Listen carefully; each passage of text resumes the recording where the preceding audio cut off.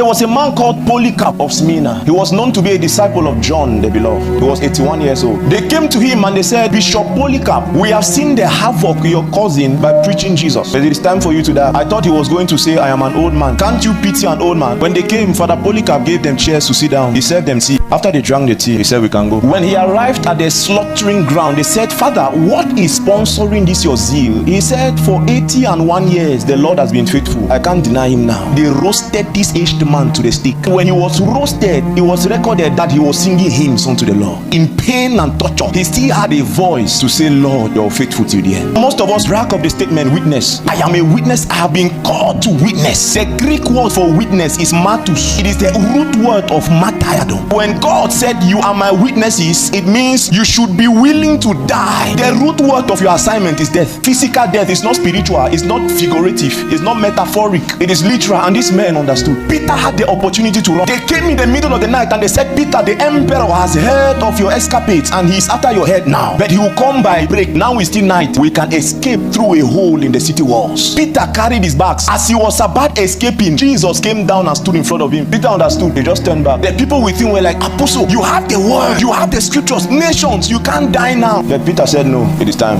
When they were about to crucify Peter, Peter said, hold on. They thought he was about to beg. He said, please, when crucify me upside down. I can't die like my master. Turn me upside down. And this is the same Peter you study the book of Peter sleeping. You study the writings of Paul sleeping. Prophet Agabus came to him and said, sir, I saw in a vision and I'm seeing it now. Where you're going to, you will be bound with fetters. You will die like a chicken. Paul said, relax. What you're operating under is gift. Whatever happens to me in Rome meant to happen. On the day he was about to die, church history says that when the Roman soldiers came to bundle Paul, they knocked at his door. He told them to hold on. He wants to write a last message to Timothy. And the last words were, I have fought with fight. I have run the race. There remaineth for me a crown of life. After he wrote that, he said, come and take me. He went to the public square and he was beheaded. Hope you know the way they behead you in those days is not with sharp daggers. The pain must be excruciating. That is why the daggers were blunt. The same thing happened with Perpetua and Felicity. When killing Felicity had to beg the guy, please put the knife here. The pain is too much. Because they gave the knife to a novice. He didn't know how to slaughter, so he was missing at every shot. He attempted like 5 times. You can imagine the state of Perpetua's neck. She said, sir, don't torment me any longer. Let me teach you how to kill somebody. Put here. This is where the windpipe is. They slew her. And then someone is desiring to enter the same heaven with this kind of man. You who cannot withstand hunger, house rent is your issue. Simple church dedication is an issue. Inconsistency is an issue. When we mention things like dying for God, somebody is saying,